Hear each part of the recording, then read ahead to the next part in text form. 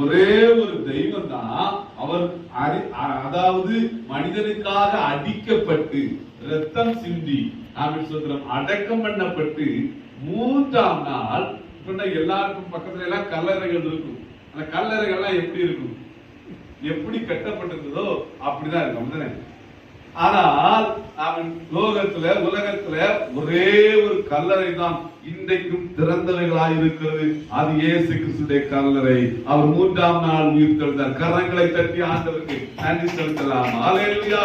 இயேசு மாத்திரமே மரித்து அடக்கம் பண்ணப்பட்டு உயிர் தெழுந்த தேவன். ஒருவேளை இந்த இடத்துல உங்களுடைய வாழ்க்கையிலே ஏன் எனக்கு இந்த நிலைமை, ஏன் எனக்கு இந்த சோதனை, ஏன் எனக்கு இந்த பாடு, ஏன் எனக்கு இந்த பிரச்சனை, நான் நினைத்ததற்கு மாறாகவே நடந்து கொண்டிருக்கிறீர்களா? ஆண்டவர் நிச்சயம் உங்களுடைய அழுகையை துடைப்பார், உங்களுடைய கண்ணீரை துடைப்பார், உங்களுடைய வேதனைகளை மாற்றுவார். அல்லேலூயா. ஆகையினால தேவனுடைய பிள்ளைகளே, நாம செய்ய வேண்டியது, ஆண்டவர் நம்முடைய விண்ணப்பத்தின் சத்தத்தை கேட்க வேண்டும் என்று சொன்னால், ஆண்டவர் நமக்கு பதில் தர வேண்டும் என்று சொன்னால், ஆண்டவருக்கு கொடுக்க வேண்டிய நேரத்தை நாம கொடுக்க வேண்டும். அல்லேலூயா.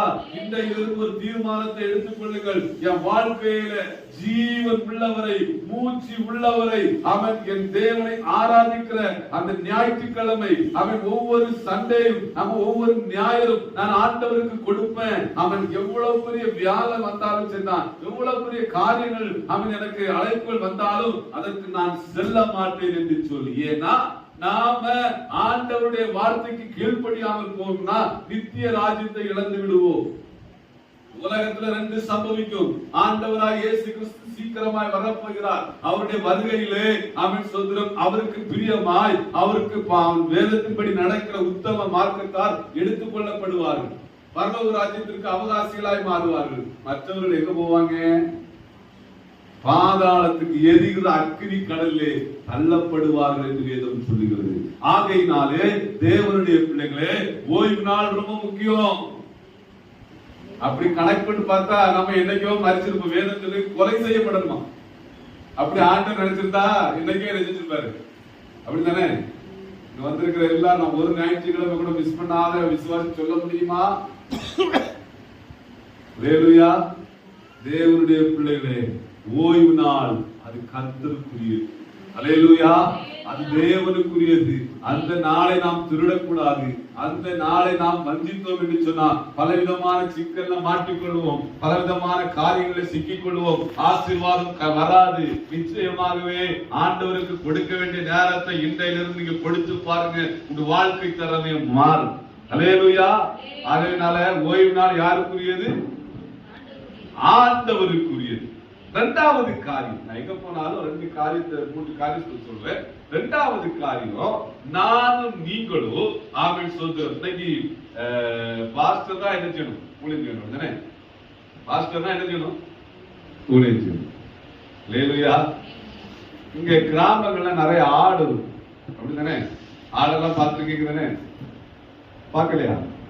பார்த்துருக்கீங்க. அந்த ஆடு மேய்ப்பனுடைய சத்தத்திற்கு என்ன செய்யும்? செவி கொடுக்கும். அந்த ஆடு எப்படி பருகி பெறுகிறது? அந்த மந்தை ஆடு குட்டி போட்டு பெறும். அதுதான் அப்படிதானே? அந்த மேய்ப்பனுடைய வேலை என்ன வேலை?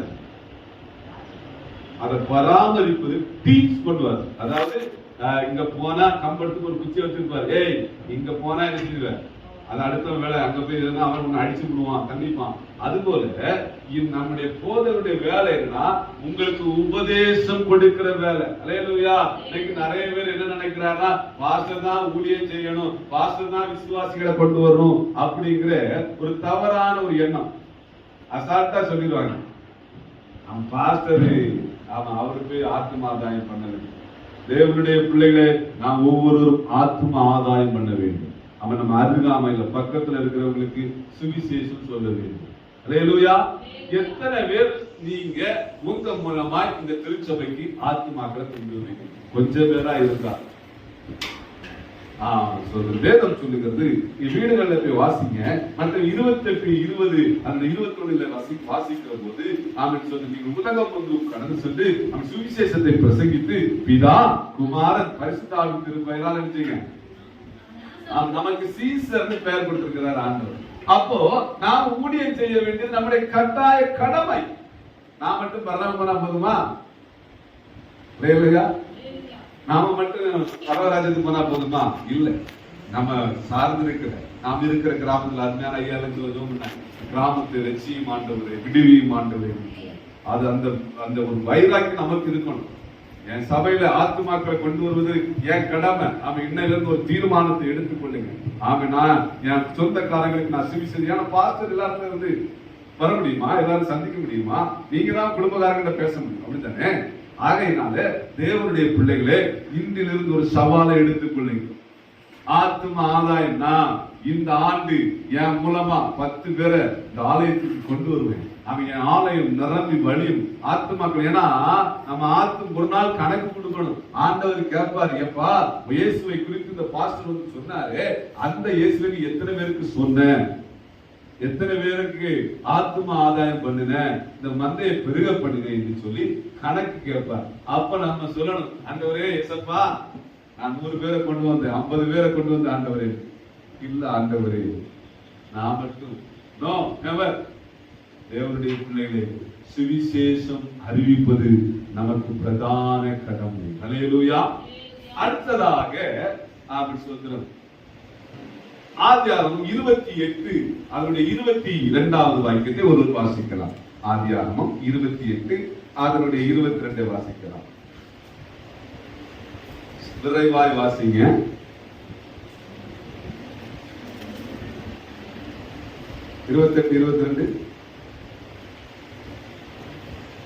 ஆதியாகமம் 28ஆம் அதிகாரம் 22வது வசனம். நான் தூணாக நிறுத்தின இந்த கல் தேவனுக்கு வீடாகும், தேவரீர் எனக்கு தரும் எல்லாவற்றிலும் உமக்கு தசமபாகம் செலுத்துவேன் என்று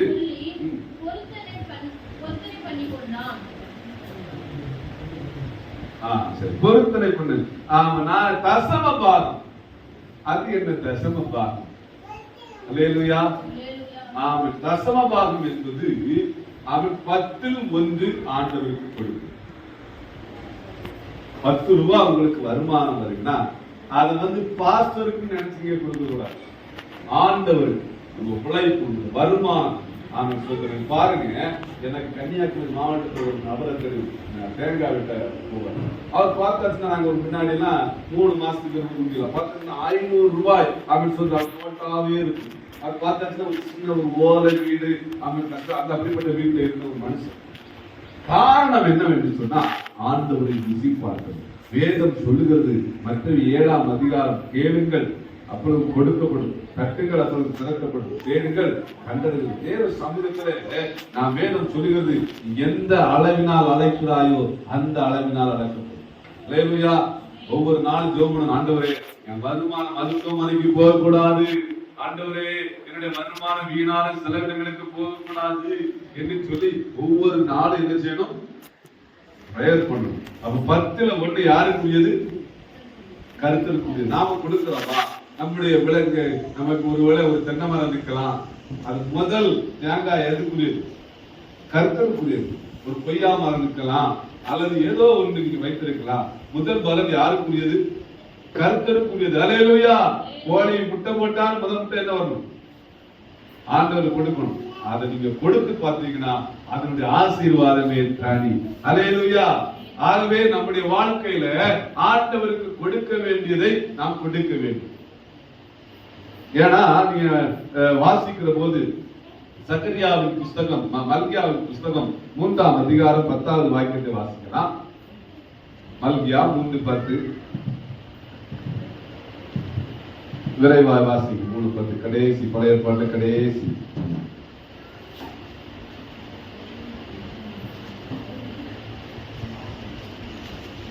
அதுல சொல்லப்பட்டிருக்கு என்னன்னா, நீ என்ன சோதித்து பார் என்று சொல்லி நீங்க எடுக்கிறதுக்கு என் ஆலயத்தில் ஆகாரம் உண்டாயிருக்கும்படி தசம பாகங்கள் எல்லாம் பண்டக சாலையை கொண்டு வாருங்கள். அப்பொழுது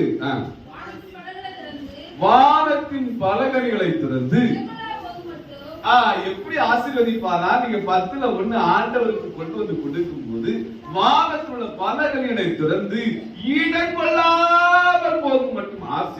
வைத்து அடுத்து வாசிங்க 3:10.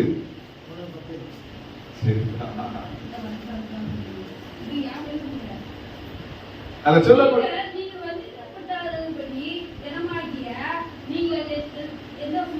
3:10 என் ஆலயத்தில் ஆகாரம் தசம பாகங்கள் எல்லாம் கொண்டு வந்து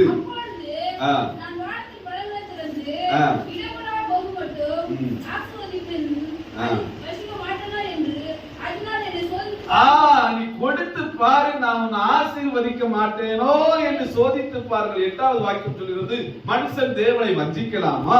நீங்களோ என்னை வஞ்சித்தீர்களே, எதினால் உண்மை வஞ்சித்தோ என்கிறீர்கள். தசம பாகத்தினாலும் காணிக்கையினாலும். ஒருவேளை நீங்க நினைக்கலாம், எனக்கே வருமானம் இல்லை, இந்த பாஸ்டர் ஃபாதர் வந்து சொல்றாரு காணிக்கை, ஒருவேளை உங்களுக்கு 100 ரூபாய் தான் வருமானமா இருக்கலாம், அதுல 10 ரூபாய் ஆண்டவர், 1000 ரூபாய் தான் வருமானமா இருக்கு, அதுல 100 ரூபாய் ஆண்டவர் கொடுத்து பாருங்க. அதனுடைய மகிமை ஆசீர்வாதத்தை ஆண்டவர் நிச்சயம் உங்களுக்கு தருவார். அல்லேலூயா. ஆகையால கொடுக்கிற ஆமென் சொல்ற குடும்பத்தை தேவன் என்ன செய்வாரு? ஆசீர்வதிக்கிற தேவனாய் இருக்கிறார். அல்லேலூயா. இது ஒரு இன்ட்ரோடக்ஷன், இது ஒரு முகவுரையாய் சொல்றேன். நான் எங்க போனாலும் நம்ம ஆண்டவருக்கு ஊழியம் செய்யணும், ஆண்டவர் ஆராதிப்பதில்லை. நீங்க ஆண்டவர் பாஸ்டருக்காக வரான தயவு செய்து நம்முடைய வாழ்நாள்ல தேவனுடைய பிள்ளைகளே பரலோக ராஜ்யம் நமக்கு வேணும்னா அந்த ராஜ்யத்துல நம்ம போகணும்னா, ஏன்னா ஆண்டவர் சொல்லியிருக்கிறாரு, நான் போய் உங்களுக்கு ஒரு இடத்தை ஆயத்தப்படுத்தி மீண்டும் வருவேன். ஆண்டவருடைய வருகை எப்படி இருக்குமா? ஆண்டவர் சொல்லியிருக்கிறாரு, இதோ சீக்கிரமாய் வருகிறது. திருடன் வருகிறது மாதிரி இருக்குமா? திருடன் எப்படி வருவாங்கல்ல, திடீர்னு வந்து இந்த கிராமத்துக்கு பேரை சொல்லி, உங்க பேரை சொல்லி, உங்க பேர என்ன பேருமா? ஆமா தீங்களா, இன்னைக்கு வீட்டுக்கு நான் திருட வரேன்னு சொல்லிட்டு வருவாப்ல. சொன்னா ஆளை ரெடி பண்ணி வர விடாம திருடனை அடிக்க ரெடி பண்ணிடுவாங்க, அப்படிதானே? அது போல ஆண்டவர் எப்ப வருவாருன்னு தெரியாது. ஒருவேளை இப்ப வரலாம். அவன் சொல்ற ஆண்டவருடைய வருகை அவன் ஆகையினால தாமதிக்கிறதே என்று சொல்லி நிருசாரமா இருக்க கூடாது. அது கிழக்கிலே அவன் தோன்றுகிற மின்னலை போல இருக்குமா? மின்னல் எத்தனை பேர் ரசித்து பார்த்திருக்கிறீங்க? மின்னலை ரசித்து பார்த்திருக்கீங்களா சிஸ்டர்? ஆமா, வானவில பார்த்துருப்பீங்க. மின்னலை பார்த்தா கண்ணை முடியும், ஏன்னா கண்ணை அடிச்சுட்டு பீஸா இருக்க. அது ஒரு 1 hour அப்படின்னு இருக்கும், அப்படிதானே? மின்னல் 1 மணி நேரம் இருக்குமா? அது எப்ப வரைக்கும் எப்ப போகும் தெரியாது, அதுதானே? அது மின்னல் அது பிளாஸ் ஆயிட்டு. அது போல ஆண்டவருடைய வருகை, அந்த வருகையிலே நாம் கைவிடப்படுகிறா இருக்கக்கூடாது, எடுத்துக்கொள்ளப்படுவதாய் நமக்காக அப்பா ஒரு வீட்டை கட்டி வச்சிருக்கிறார். அல்லேலூயா.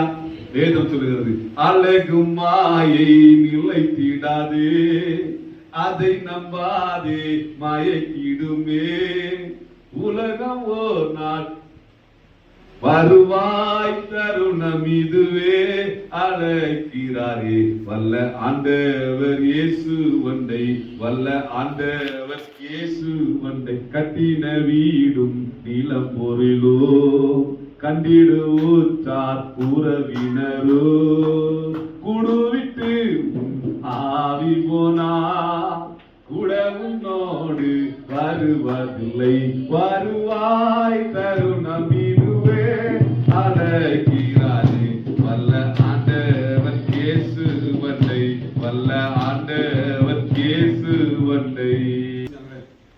ஒரு செயின் போட்டு 5 மோதிரம் போட்டு இருக்கிறதா மறிச்சு கொண்ட உடனே என்ன செஞ்சுருவாங்க? இல்ல இவரு நல்ல நேசிக்கக்கூடியவருக்கு 10 செயினை போட்டு அடக்கம் பண்ணிடுவாங்களா?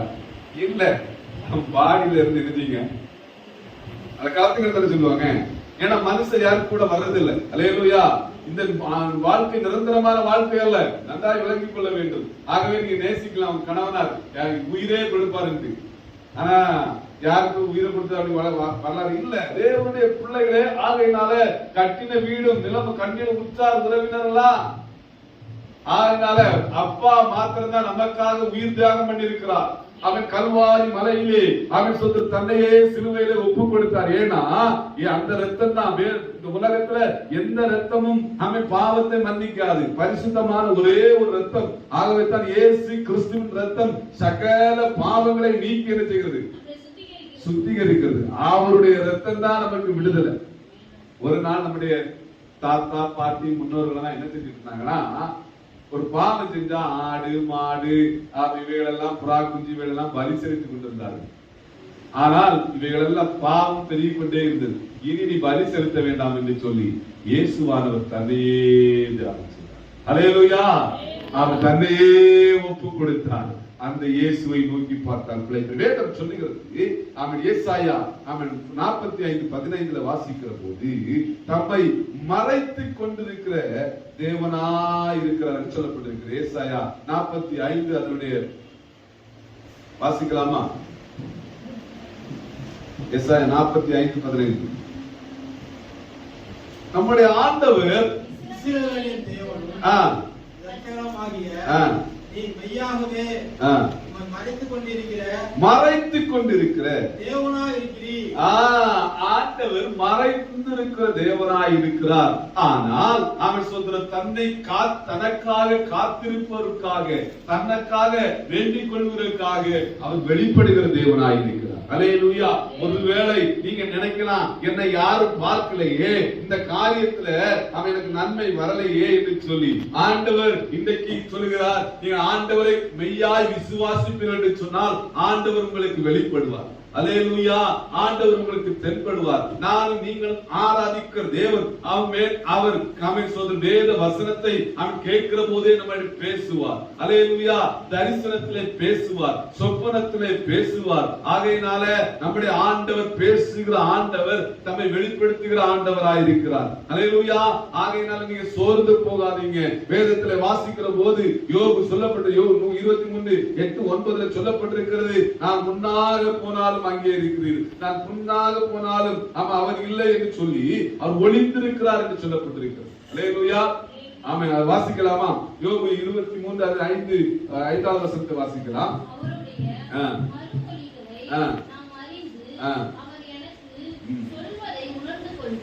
எட்டாவது வசனத்தை வாசிக்கலாம். இதோ நான் முன்னாக போனாலும் அவர் இல்லை, பின்னாக போனாலும் அவரை காணும், இடதுபுறத்தில் அவர் கிரியை செய்தும் அவரை காணும், வலதுபுறத்திலும் அவரை அவர் ஒளித்திருக்கிறார். நான் முன்னாக போனாலும் இல்ல, பின்னாக போனாலும் இல்ல, இடதுபுறத்திலே கிரியை செய்கிறேன், அவர் ஒளித்திருக்கிறார் என்று சொல்லப்பட்டிருக்கிறது.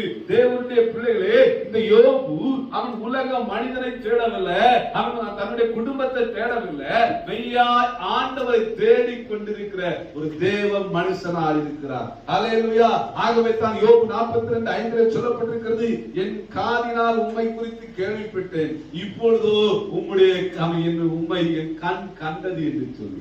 அல்லேலூயா.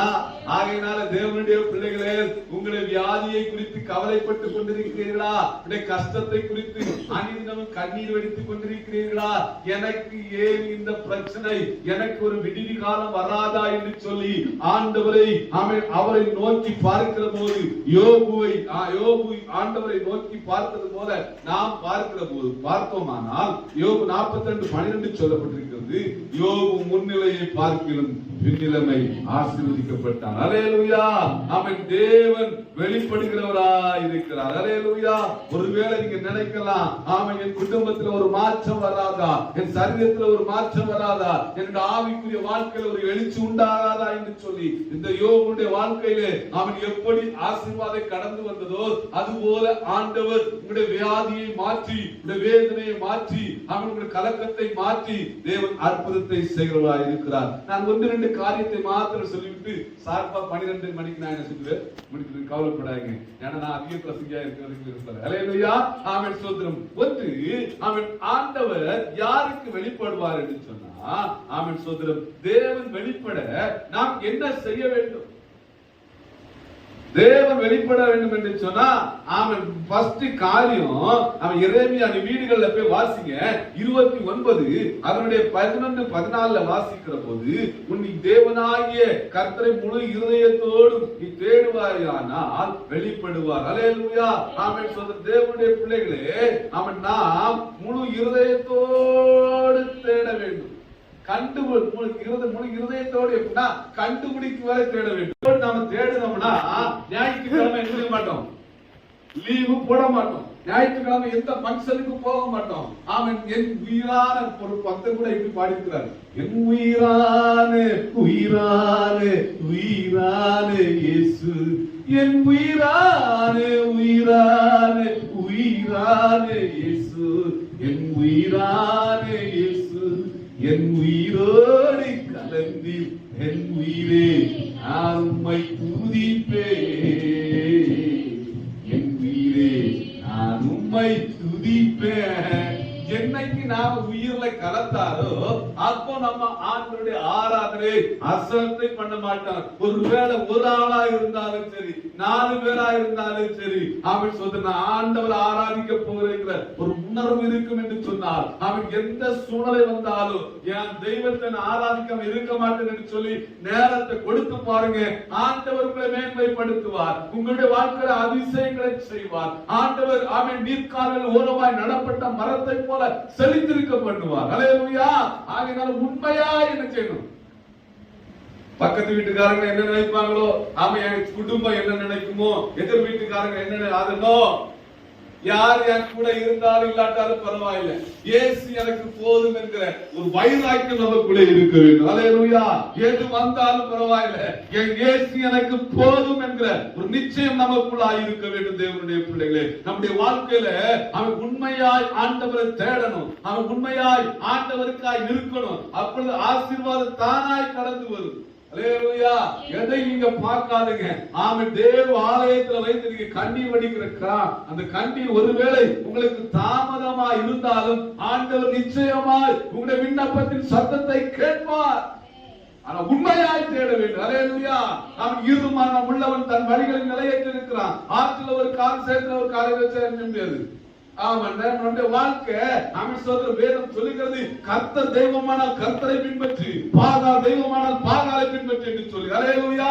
ஆகவே இயேசுதான் உனக்காய் மரித்தார், இயேசுதான் உனக்காக ஜீவனை கொடுத்திருக்கிறார், நமக்காய் அடிக்கப்பட்டிருக்கிறார், அவர்தான் நமக்கு இரத்தத்தை சிந்திருக்கிறார். அல்லேலூயா. அவர்தான் நமக்காக ஒரு இடத்தை ஆயத்தப்படுத்தி வைத்திருக்கிறார். அல்லேலூயா. அல்லேலூயா. ஆகவே நான் நீங்கள் ஆராதிக்கிறது உயிரோடு எழுந்த தெய்வத்தை ஆராதிக்கிறோம். அல்லேலூயா. ஆகையினால உங்களுடைய வாழ்க்கை ஒருவேளை பட்டு போன ஒரு மரத்தை போல உங்களுடைய வாழ்க்கை காணப்படுகிறதா அல்லது இருந்து காணப்படுகிறதா? ஆண்டவர் சொல்கிறார், உங்களுடைய வாழ்க்கை ஒரு குளிர்வு உண்டாகும், ஒரு வெளிச்சம் வரும் என்று சொல்லி உண்மையாய் தேடுவேன் என்று சொன்னார். உண்மையாய் ஆண்டவரே என்று சொல்லி அவன் முழங்கால் படித்து ஒவ்வொரு நாளும் ஆண்டவரே எனக்கு தாரும், ஆண்டவரே எனக்கு பதில் தாரும், ஆண்டவரே எனக்கு செவிகொடும் என்று சொல்லி தன் பாவங்களை அறிக்கையிட்டு, ஆண்டவரே பாவியான மனுஷன், நான் பாவியான மனுஷி, ஆண்டவரே என் மேல இரக்கமாயிரு, என் மேல இரக்கமாயிரும் என்று சொல்லி தேவ சமூகத்துல என் கண்ணீர் வடிப்பீர் என்று சொன்னார். இப்பொழுது இருக்கிறதை பார்க்கலும் கோடா கொடியாய் பெறுவீர்கள். அல்லேலூயா. ஆகவே நம்முடைய வாழ்க்கையில நம் உண்மையாய் தேட வேண்டும். அல்லேலூயா. தேவனுடைய பிள்ளைகளே, உண்மையா நீங்க தேடுவீங்கன்னா நிச்சயம் ஆசீர்வாதம் வரும். அல்லேலூயா.